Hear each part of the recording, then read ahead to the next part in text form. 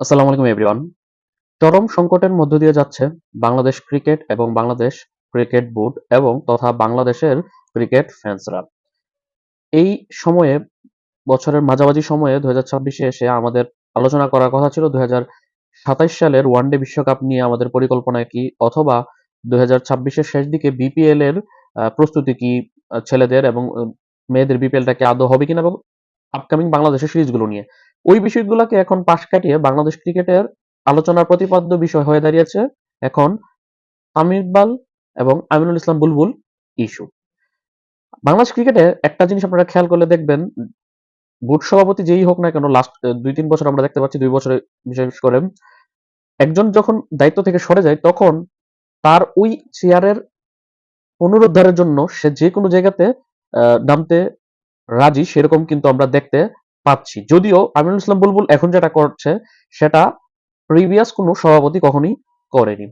আমরা সকলেই জানি 2024-এর 5ই আগস্টে আওয়ামী লীগ সরকারের পতনের পর, আওয়ামী লীগ সরকার দেশ থেকে তারা পালিয়ে যাওয়ার পর দেশের মধ্যে কিন্তু বাংলাদেশ ক্রিকেট একটা শূন্যতা তৈরি হয়েছিল, এবং সেই শূন্যতাকে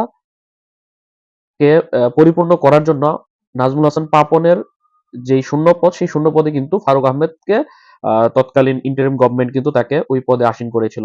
পরবর্তীতে ফারুক আহমেদের সাথে বনিবনা না হওয়াতে ফারুক আহমেদকে সরিয়ে দিয়ে তার জায়গাতে সেখানে আমিনুল ইসলাম বুলবুলকে গত বছর 2025-এর 31 মে দায়িত্ব দেওয়া হয়। তারপর 4 মাস উনি দায়িত্বে ছিলেন, আহ, এবং ফারুক আহমেদকে সরিয়ে দেওয়ার পেছনে কিন্তু আহ, যে পথটা বেছে নেওয়া হয়েছিল সেটাও কিন্তু খুব যে ভালো ছিল, খুব যে একদম পারফেক্ট ছিল সেটাও কিন্তু না, সেটা কিন্তু অনেক সমালোচনার বিষয় রয়েছে, যদিও আমরা সেটাতে যাব না।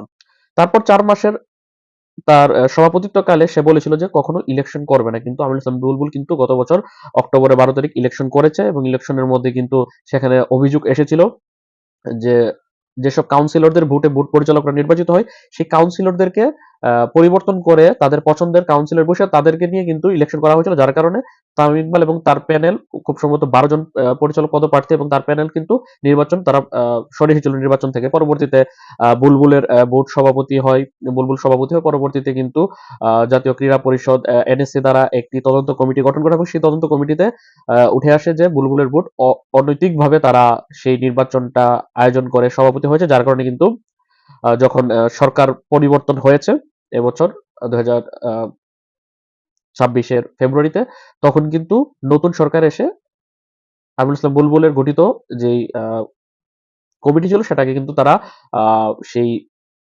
যে একটা রিপোর্ট এসেছিল সেই রিপোর্ট অনুযায়ী তাদেরকে বাতিল করে অ্যাডহক কমিটি, তামিম ইকবালের অ্যাডহক কমিটি বসিয়ে দিয়েছে, এবং তামিম ইকবালের অ্যাডহক কমিটি কিন্তু 3 মাসের দায়িত্বকালীন সময় তারা আবার পুনরায় নির্বাচন করেছে।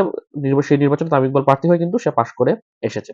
এখন দেখুন, ফারুক আহমেদ কে সরিয়ে আমিনুল ইসলাম বুলবুলকে আনা হয়, বুলবুলকে সরিয়ে তামিমকে বসানো হয়, তামিম পরবর্তী নির্বাচন করে কিন্তু নির্বাচিত হয়েছেন। একদিক দিয়ে ভাবলে কিন্তু বুলবুলের সময় যে নির্বাচনটা হয়েছিল সেটাও কিন্তু পারফেক্ট নির্বাচন ছিল না, সেখানে কিন্তু কাউন্সিলরদেরকে কিন্তু একদম নির্বাচনের প্রাক্কালে এসে কিন্তু তাদেরকে পরিবর্তন করা হয়েছিল। এমনকি এখন যখন তামিম ইকবালের বোর্ড নির্বাচন করেছে সেটাও কিন্তু একদম শুদ্ধ নির্বাচন ছিল না। দুইটা নির্বাচন কিন্তু অভিযোগ রয়েছে, দুইটা নির্বাচনই কিন্তু মানুষের নজরে এসেছে, নেগেটিভলি এসেছে। বুলবুলের অধীনে নির্বাচন, এমনকি তামিমের অধীনে নির্বাচন। কিন্তু কথা হচ্ছে, এখন তামিম ইকবাল দায়িত্বে এসেছেন, স্বাভাবিকভাবে তামিম ইকবালকে সরিয়ে দিতে বা তামিম ইকবালের থেকে জায়গাটা পুনরুদ্ধার করতে আমিনুল হাসান বুলবুল চেষ্টা চালিয়ে যাবে, অভিযোগপত্র করবে। তবে অভিযোগপত্রটা আইসিসির কাছে করা হবে এভাবে তার পদকে পুনরুদ্ধার করার জন্য, কিন্তু আবেদনটা তো এরকম ভাবে হওয়া উচিত না যে বাংলাদেশ ক্রিকেটকে আমরা আরো পিছিয়ে দিব। আমরা অনেকে কিন্তু সোশ্যাল মিডিয়াতে অলরেডি বিভিন্ন তথ্য উপাত্ত এবং তার অভিযোগপত্রটা আমরা দেখেছি, আমিনুল হাসান বুলবুলের সেই অভিযোগপত্র কিন্তু আমরা দেখেছি যে সে তামিম ইকবালের বোর্ডকে যাতে রেকগনিশন না দেয় আইসিসি, সেটা তো আবেদন করেছে তার অভিযোগপত্রে। আহ, পাশাপাশি এই বোর্ড যাতে কোনোভাবে গিয়ে আইসিসিতে তারা ওই ধরনের দরজাটা না পায় একটা ইলেকট্রিক বোর্ড হিসেবে, সেই এবং 7 জনের যে নির্বাচন তামিম ইকবালের নেতৃত্বে, সেই নির্বাচনকে যাতে অবৈধভাবে আখ্যায়িত করে আইসিসি, সেটার জন্য কিন্তু আবেদন করেছে, এবং বিভিন্ন রুলস এন্ড রেগুলেশনস এর কথা বলেছে আইসিসির 2টা ধারা আহ, সেখানে ইনক্লুড করে বা সেটাকে গুরুত্ব দিয়ে।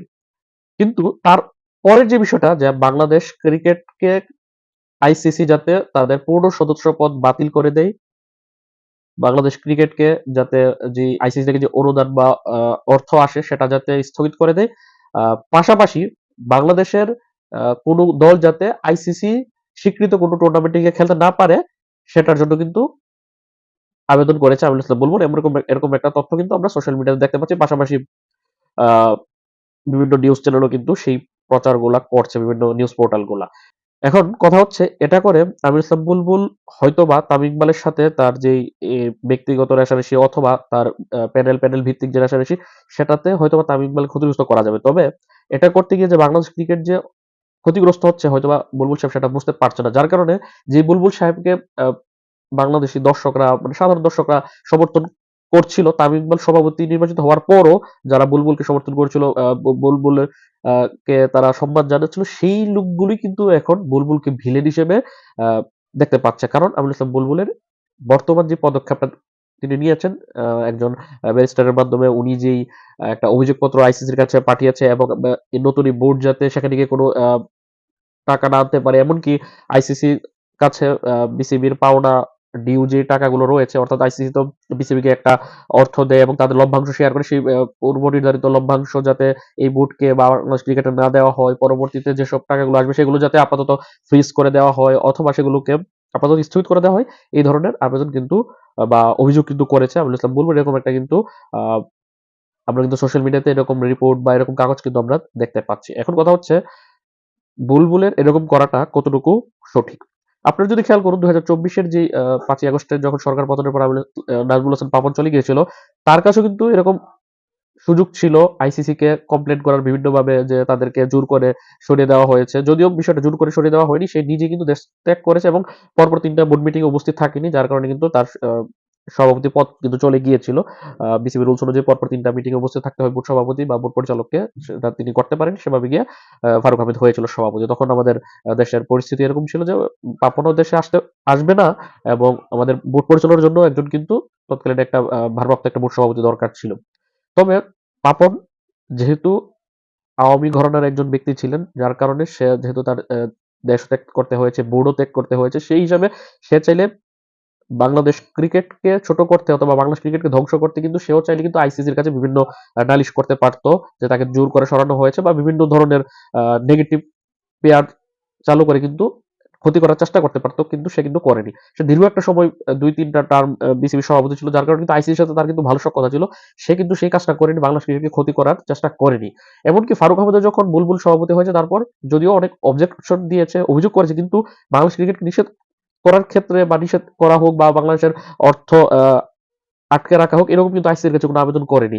কিন্তু যখনই বুলবুল সাহেব যখন উনি সভাপতি পদ থেকে সরে গেলেন, তামিম ইকবাল আসলো, তখন উনি কিন্তু বাংলাদেশ ক্রিকেটের পূর্ণ সদস্যপদ বাতিল, বাংলাদেশকে কোনো টুর্নামেন্টে খেলতে না দেয়, এই ধরনের কিন্তু আবেদন কিন্তু করেছে, এবং এটা আলটিমেটলি বাংলাদেশ ক্রিকেটের ক্ষতি সন্নিকটে। এবং তার যে একটা ইমেজ ছিল, আমি বলবো বাংলাদেশের একজন লিজেন্ডারি ক্রিকেটার, তার যে একটা সম্মান ছিল, অনেকদিন পর বাংলাদেশ ক্রিকেটে ফিরেছিল, বাংলাদেশ ক্রিকেট সংগঠক হিসেবে ফিরেছিল, সেই সম্মানটা কিন্তু নিজ হাতে কিন্তু খোয়াচ্ছে। এখন দেখার বিষয় যে বুলবুল এবং বিসিবি, বর্তমান বিসিবি এবং সাবেক বুলবুলের বিসিবি মধ্যকার এই রেষারেষিটা কত দূর পর্যন্ত করায়। তবে বাংলাদেশ ক্রিকেটের ক্ষতি করে যাতে এমন কিছু না হয়, সেটাই আমাদের চাওয়া। তামিম ইকবাল সঠিক নাকি আমিনুল ইসলাম বুলবুল সঠিক, সেটা তো আইন বা আইসিসি নির্ধারণ করবে। তবে তাদের এই সঠিক ভুলের খেসারত যাতে বাংলাদেশ ক্রিকেটকে দিতে না হয়, সেই প্রত্যাশা রেখে, এবং এই নাটক, চলমান নাটকের একজন দর্শক হিসেবে সেই নাটকটা যাতে আর না দেখতে হয়, সেই প্রত্যাশা রেখে আজকে ভিডিওটা এখানে শেষ করছি, এবং আপনার মতামত অবশ্যই জানাবেন বিষয়টাকে ঘিরে। আল্লাহ হাফেজ।